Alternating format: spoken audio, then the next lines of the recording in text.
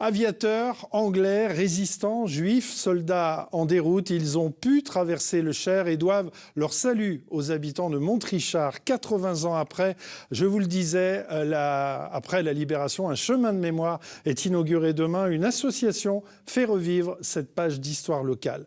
Nathanaël Lemaire et Lodoïs Gravel. Ici se trouvait la ligne de démarcation près de l'écluse.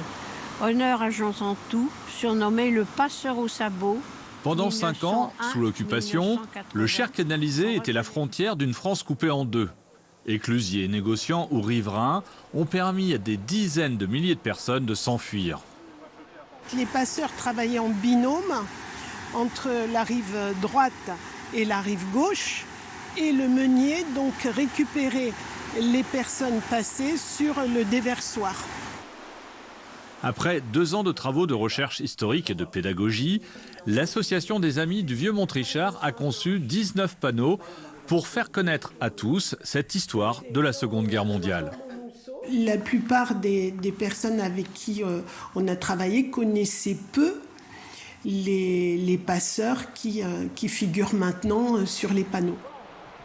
Français en exode, aviateurs, anglais, résistants, juifs, soldats en déroute ou réfractaires au travail obligatoire, ils sont nombreux à devoir leur salut aux habitants de ce coin de Cher canalisé. Ils avaient une valise, ils avaient un paquet. Et pour pas que eux transportent les valises et les paquets, on les mettait sur mon petit vélo, puis je les portais sans tout. Mais on ne se parlait pas, on savait ce qu'on faisait. Désormais, cette histoire est accessible à tous en se promenant simplement sur le chemin de halage du Cher canalisé. Les passeurs de ce coin de la vallée du Cher ne doivent pas être oubliés. Vous avez envie d'aider des gens à fuir souffrance et souvent prison et déportation, et qui l'ont fait aussi, comment dirais-je, parce qu'ils ne voulaient pas que leur pays soit occupé, sur un rejet de l'occupation, donc qui est quelque chose d'extrêmement important.